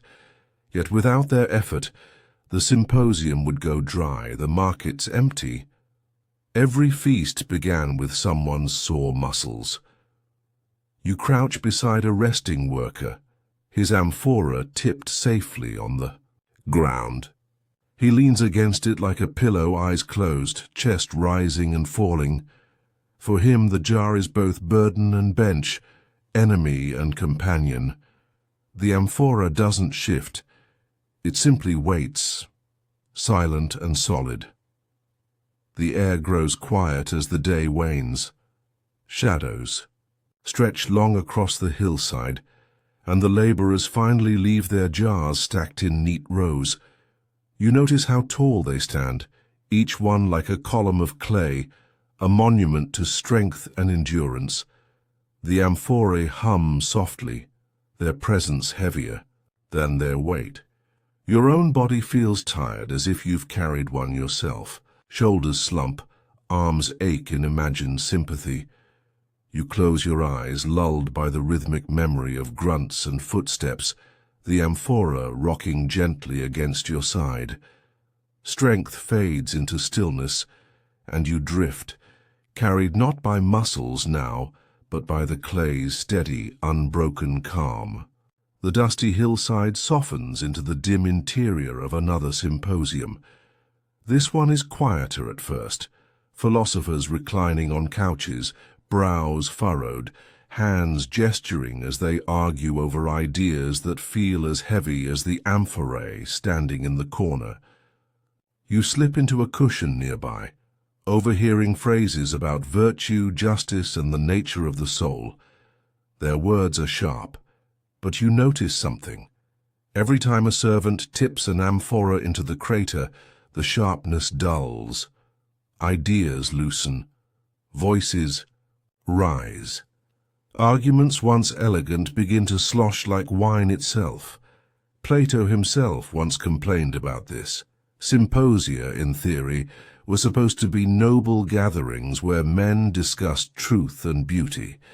But after enough amphorae had been emptied, noble truths blurred into drunken rambling. The god of wine always had the last word, delivered from clay mouths.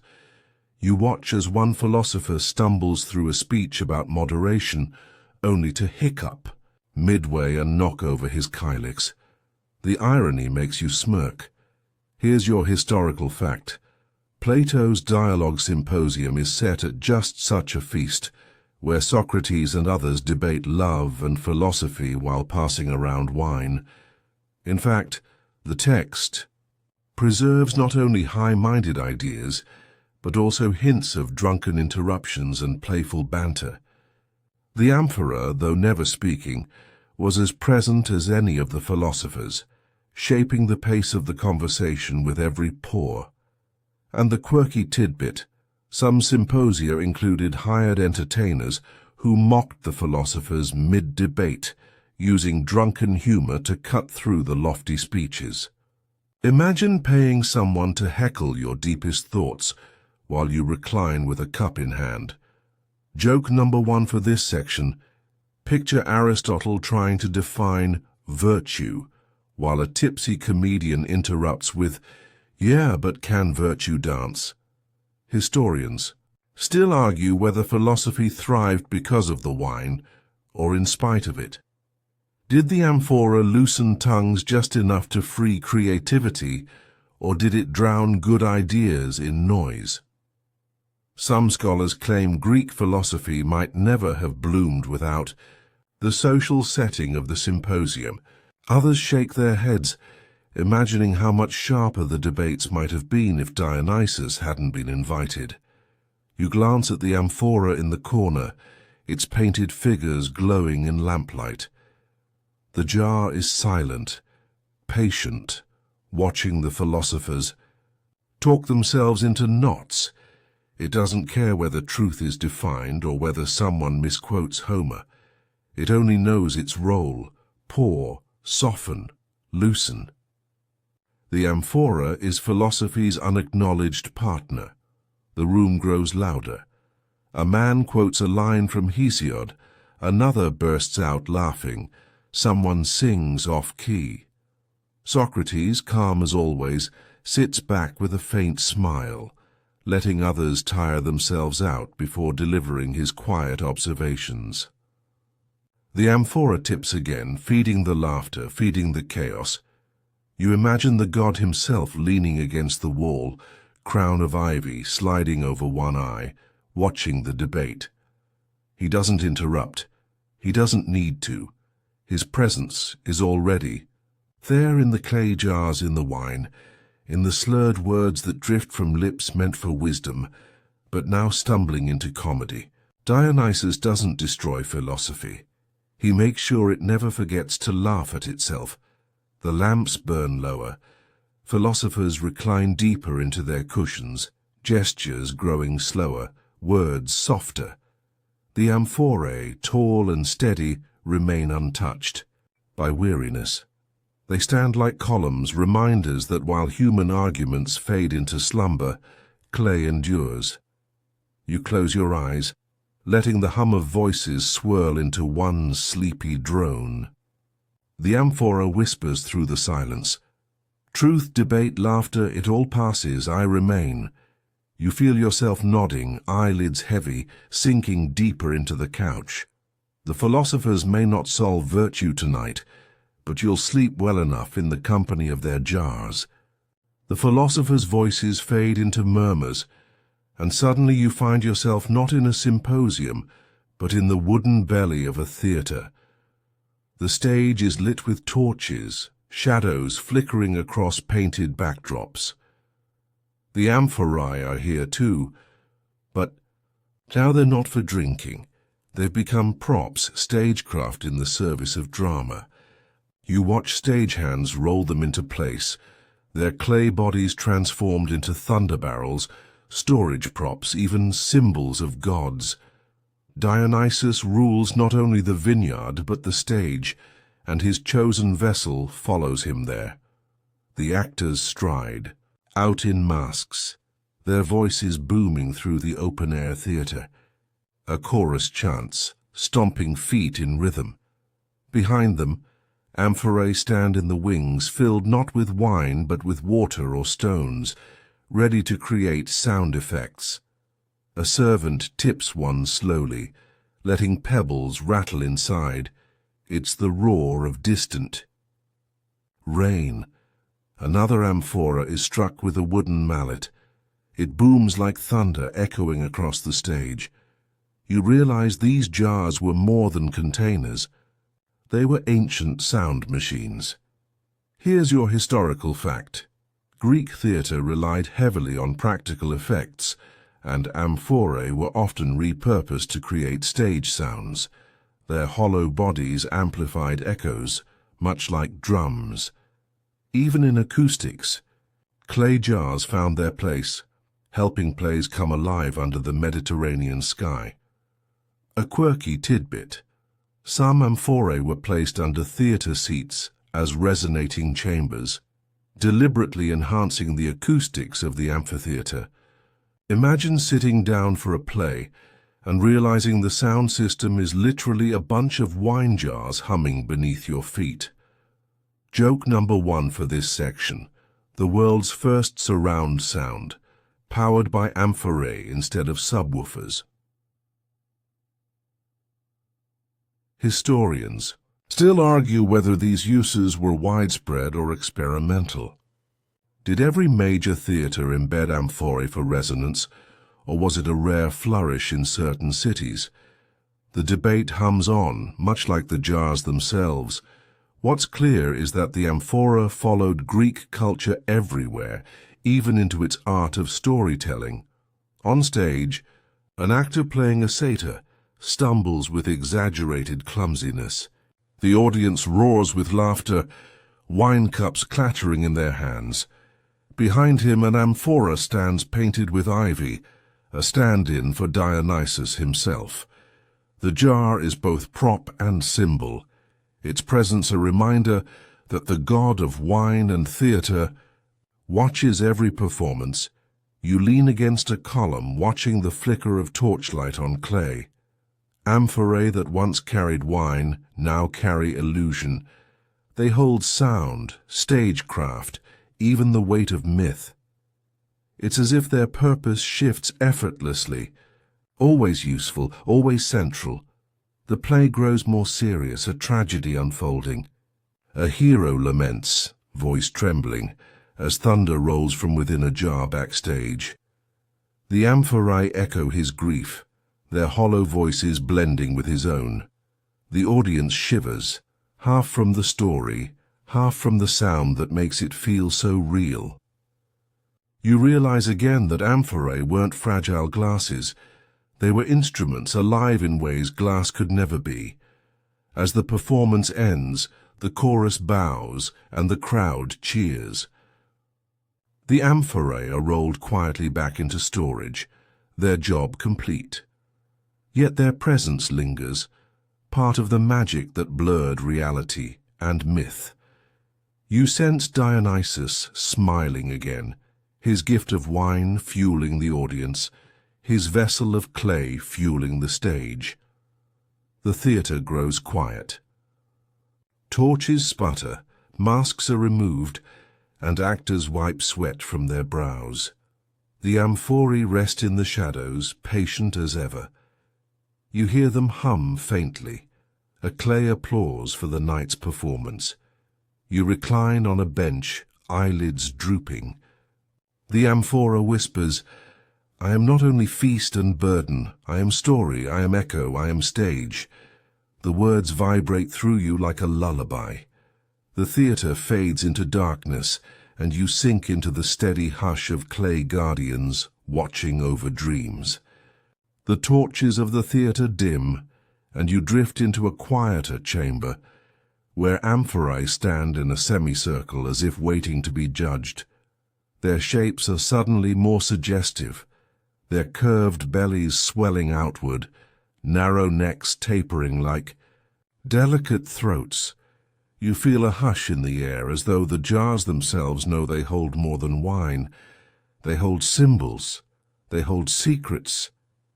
The amphora's form has always drawn the human eye. It echoes the human body itself. Wide hips, narrow shoulders, strong handles like arms. Scholars look at them and see not just containers, but metaphors. Some say the amphora resembles a womb, cradling liquid life inside its clay walls.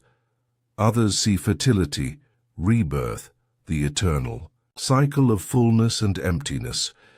You gaze at the jars and can almost imagine them breathing, clay bellies rising and falling like sleeping figures. Here's your historical fact. Amphorae often appear in ancient art, not just as objects, but as symbols. Vase paintings show women carrying them at weddings, or jars set at graves marking the threshold between fertility and death. They weren't simply tools, they were emblems woven into the rituals of Greek life. And the quirky tidbit, some ancient riddles and jokes compared amphorae directly to people, often in bawdy ways. One riddle asked, "What has a mouth but does not eat, a belly but does not breathe?" The answer, of course, was the amphora. Imagine drunken guests chuckling at the thought of jars with personalities. Joke number one for this section. Amphorae were basically the original dad joke material, standing patiently while mortals teased them with riddles. Historians still argue whether the womb-like symbolism was intentional or coincidental. Did potters design jars with fertility in mind, or did later interpreters read too much into the curves? Some point to amphorae found in sanctuaries of Demeter and Persephone, arguing that the jars carried sacred resonance. Others shrug and say, clay is practical, stop romanticizing it. The debate lingers like the echo of clay against stone. You walk slowly around the circle of amphorae, feeling their presence grow heavier. They are no longer just jars. They are silhouettes of humanity, clay reflections of our own shapes and cycles. One amphora, painted with ivy, almost looks like a mother figure standing tall, belly round, carrying life in silence. Another, plain and unadorned, feels austere, like a monk guarding secrets. You reach out and touch one, its surface cool and firm. You imagine it as a womb of earth, carrying not just wine but the essence of growth. Inside, grape juice ferments into something stronger, more alive, echoing the transformation of birth itself. No wonder Dionysus loved them. They weren't just vessels of drink, they were vessels of becoming. The chamber hums softly, as though the amphorae themselves are whispering. You hear fragments of meaning: fertility, abundance, mystery, rebirth. The jars do not explain, they only suggest. They are as patient as the earth that birthed them, content to let mortals argue endlessly about what they symbolize.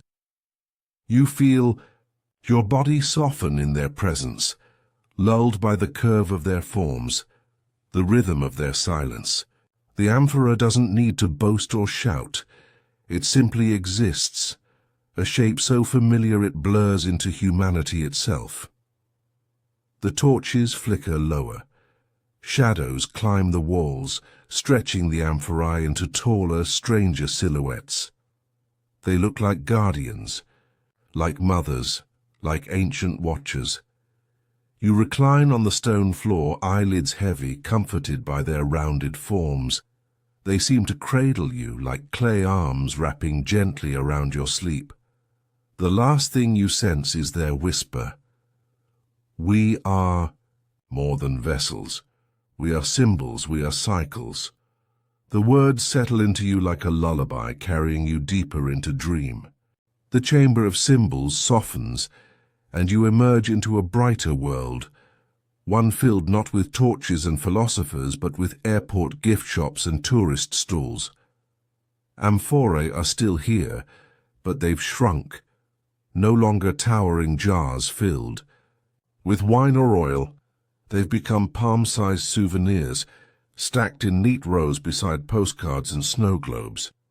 Their clay bellies are glossy, painted with cartoonish gods or metallic gold leaf. They are trinkets now, echoes of grandeur reduced to knickknacks for carry-on luggage.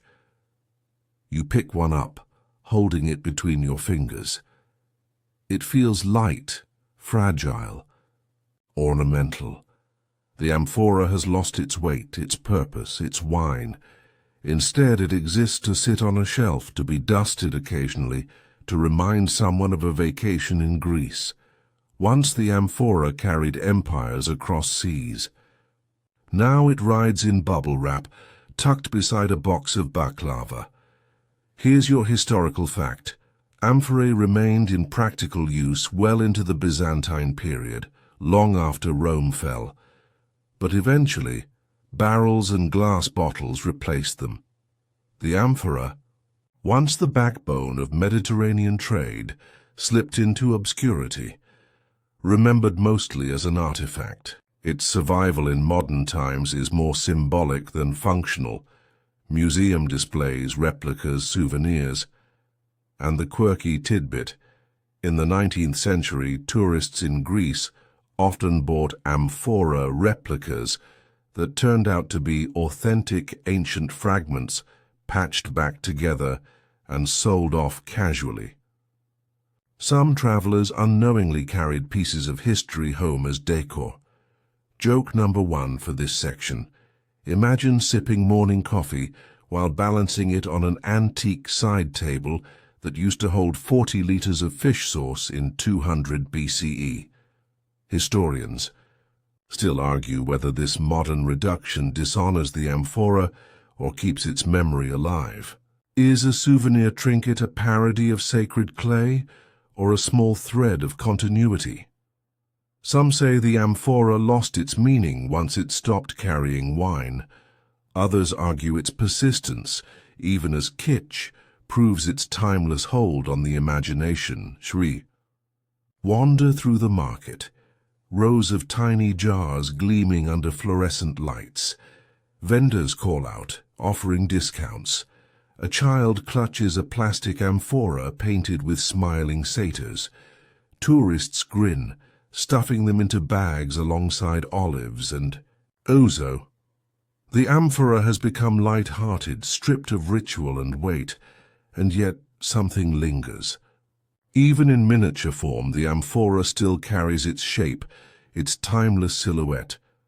The curve of the belly, the narrow neck, the twin handles, they remain unchanged, a design echoing through centuries.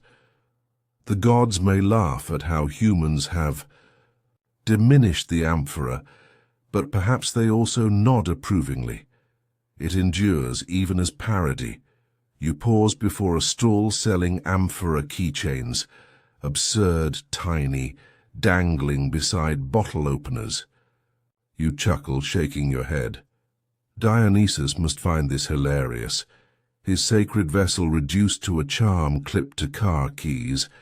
Yet maybe that's the joke. The amphora never needed grandeur. It just needed to persist.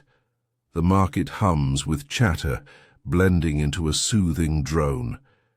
You recline on a bench, miniature amphora still in hand. Its small weight presses gently against your palm, oddly comforting. You realize that even as trinket it carries memory, the echo of vineyards, symposiums, ships, tombs. Its clay voice is faint now, but it still hums. Your eyelids grow heavy as the fluorescent lights blur into soft halos. The little amphora whispers, "I am less now, but I remain." You smile at the thought, drifting into the comfort of continuity. Even kitsch can cradle sleep when its shape carries the weight of millennia. The bright tourist market fades, and you find yourself back in a quiet vineyard at dusk where the story began. The air is warm, the cicadas sing lazily, and in the middle of it all, Dionysus reclines on a stone, ivy crown tilted, robes draped, with deliberate carelessness. Beside him sits not a fragile glass, not even a shallow kylix, but a great amphora, half tilted, its belly resting in the dirt. He lifts it with one hand as if it weighs nothing, grins, and pours himself a steady stream into a plain cup. He catches your eye, raises a brow, and smirks as though to say, "You understand now, don't you? The amphora is more than clay. It is endurance, humor, patience, weight. It is the vessel that has carried mortals' burdens, God's gifts, and countless secrets across centuries." You picture the symposium laughter, the donkey caravans, the theater props, the shipwrecks, the symbols in tombs, the kitchen gift shops. Every amphora is a chapter, and all of them together form a story longer than any poem or play. Here's your final historical fact. Amphorae have been found in numbers so vast that archaeologists use their types to date entire sites. Their evolution, from Corinthian styles to Roman dressels, serves as a timeline of the ancient world. Few artifacts are so ordinary, so humble, yet so critical to understanding the past, and the quirky tidbit to end on. Some modern winemakers have returned to amphorae, reviving clay fermentation as a trendy, ancient method. Wineries from Georgia to Italy bury them in the earth again, just as their ancestors did. A full circle of clay and grape. Joke number 1 for this section. Imagine explaining to a Greek farmer from 500 BCE that his wine-aging trick is now called artisanal and sold at triple the price. Historians still argue what the amphora ultimately symbolizes. Is it ritual, practicality, fertility, or just stubborn endurance? The debates spiral like ivy, but the jars themselves don't answer. They simply stand, silent and steady as they always have. Dionysus lifts his amphora once more, tilts it toward you in a toast. His grin is playful, knowing, timeless. You feel the weight of centuries in that gesture, but also the ease of it, the reassurance that even gods prefer practicality over pretense. The night air thickens, stars rise one by one, lanterns across the vineyard sky. The amphora beside Dionysus glows faintly, as though lit from within. Its hum is soft now, a lullaby in clay. You lie back in the grass, eyes half closed, and hear the god's voice drifting like a whisper. Rest. The jars will keep watch. And now, as the vineyard softens into shadow, you let your thoughts slow, your body loosen. The amphorae, so tall and sturdy, begin to blur at the edges, becoming only silhouettes against the silver wash of moonlight. Their voices grow quieter, not gone, just softer, humming beneath the world like a heartbeat in clay. You notice how each sound stretches longer now, the rustle of leaves, the sigh of wind, the faint buzz of insects. Everything slows unhurried, as though time itself is resting. You breathe more deeply, the air cooler with each inhale, carrying the faint sweetness of grapes and earth. The amphorae stand like guardians around you, steady and patient. You know. Longer think about their weight, their history, or their journeys. You feel only their presence, strong, calm, eternal. They cradle the silence, holding it gently, just as they once held wine. Your body feels heavier, sinking into the softness beneath you. Limbs loosen, shoulders drop, eyelids grow warm with sleep. The amphora whispers again, but now it says nothing about history or symbolism. Its message is simpler. Rest. Be still. You are safe here. The vineyard fades into dream. The torches of festivals, the laughter of philosophers, the cries of sailors all dissolve into silence. What remains is only the rhythm of your breath and the steady hum of clay. The last image is of Dionysus, smiling softly, his amphora resting beside him, untouched, as though saving its final pour for your dreams. And with that, you drift fully into sleep, carried gently by the quiet strength of vessels that have watched over mortals for millennia.